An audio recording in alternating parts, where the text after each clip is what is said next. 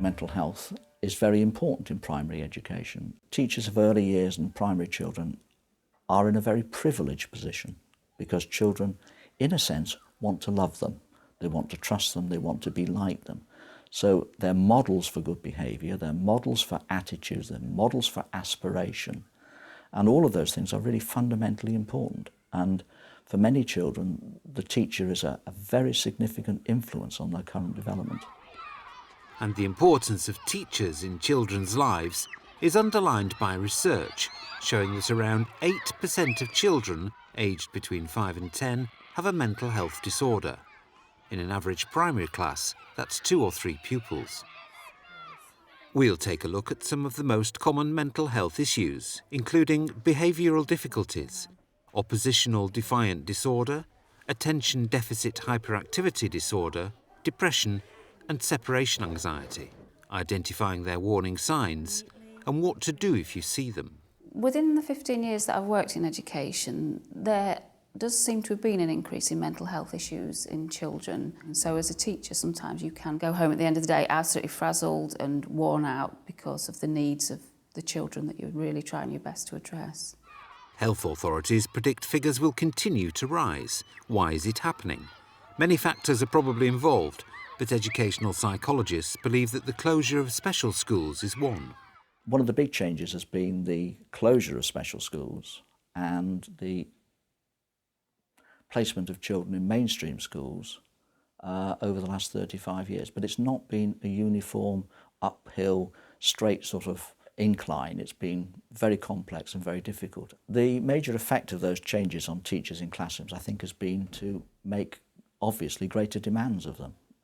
At a time when maybe 2 or 3% of children weren't in mainstream schools, who now are, that's 2 or 3% of children with exceptional difficulties who are now a challenge to those teachers.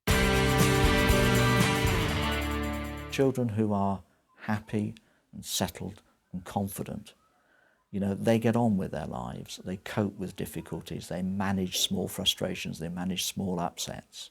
Not always beautifully, but they do manage them. But there are other children where it just all seems too much for them and they just can't cope with things.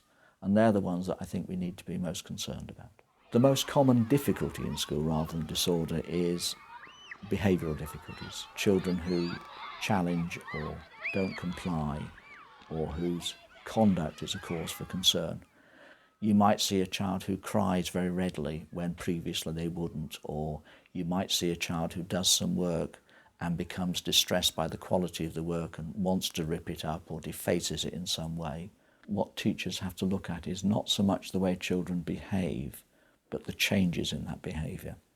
If a child has been a boisterous and difficult child, that may not be something a teacher wants. But if a child who's been a boisterous and difficult child suddenly becomes a quiet, tearful child, that is not a good thing. That is a very bad thing. We did have a young man recently who came to us who would not make eye contact. His head was down all the time. For him, there was nothing positive. He just saw himself as a total failure in every way, and he would erupt at the slightest thing. The end of my pencil's broken, that's it, it's the end of the world, back goes the chair, off he goes out of the classroom. We attempted to gather what information we could from the parents, and we decided that this child's needs were still beyond what we were capable of dealing with. So then we called in educational psychologists to do more in-depth reports on him academically and to discuss things with him socially and how he was cognitively. And I have to say, the recommendations that they made and that we've put into place have made a significant difference to that child. It's defined by children being oppositional, negativistic, not doing as they're told. They're just so difficult that the sort of child you say to sit down and they stand up, and you say stand up and they sit down. They are very determined to have their own way, and their own way is often a way that is unhelpful to other children because it can be quite self-seeking. ODD is clearly a challenge for teachers. Many years ago, this kind of behaviour would have been punished. Today, experts encourage a different approach. These days, teachers often try to recognise that the child is being obstructive and being difficult and oppositional, but they will actually try not to cajole them or negotiate with them, but make adjustments to the environment which show the child that there's benefit from complying. And that's quite difficult. It's quite hard to do. There's always a reason behind children behaving the way in which they behave. It's just a case of finding out what that reason is. I don't believe there's truly something that as a child that just arrives and thinks I'm going to be a naughty child. There's always a reason behind it, and there's always a way to manage it. And I think as teachers we have to recognise that and think, right, what is the way, or who can help me find the way to manage that child? Because when you can manage a child's difficult behaviours, it just makes everything else in life so much easier. So it's about sharing good practice. If that fails, going for the extra advice from the experts. But there's always a reason why. It's just finding out what the reason is and what we're going to do about it. Attention Deficit Hyperactivity Disorder is a challenge in the sense that whether you believe in it or not as a diagnostic category, the children undeniably exist. The key features of it, of course, are the fact that it's got three elements, really. There's the issue about attention. The child's attention to tasks is poor.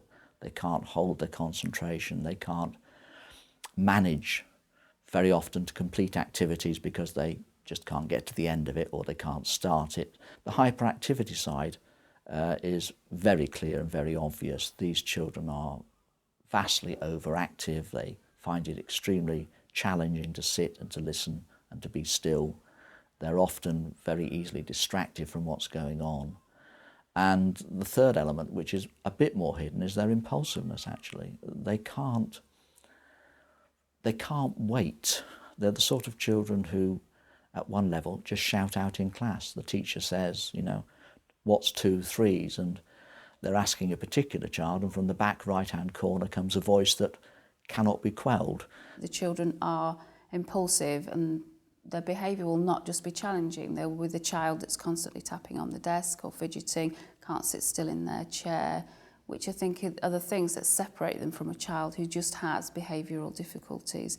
There are times when that can be really, really difficult, and many's the time we've all gone into the staff room and almost cried into our coffee and said, I just can't do this anymore, I can't cope, he's driving me absolutely insane. But as teachers we do what we all do, we take a deep breath and think, right, next lesson, new start, here we go again. There does come a point when you have to say, I can't cope with this alone. I have to seek support. And I think that's a very clear message that needs to go out to teachers, to head teachers, to anybody that works with young children. It's not a go-it-alone situation.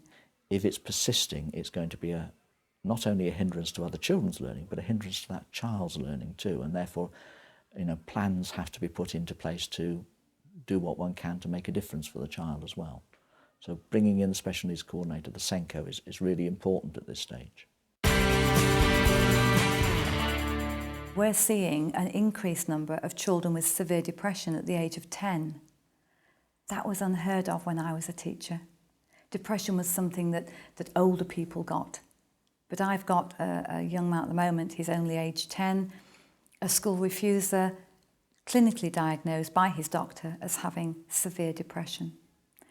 We've managed to get him into school, he's working in the nurture room, but he can't access mainstream education, and he's got SATs in a few months' time.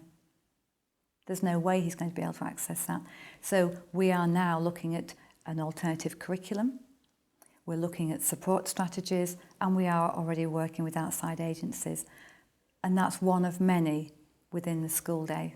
Depression is a really serious, significant disorder which is clearly going to have an impact on children, and it requires proper intervention from psychiatry or psychology.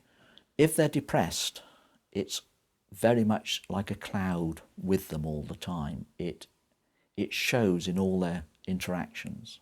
So when they go out in the playground, they probably won't interact with other children. They'll probably stand alone. You can't get them to seem to show signs of pleasure or satisfaction, and they stand alone, and they don't have any friends, and they always look as though they're just not really engaging. Then they might be depressed, and it's no stronger than that.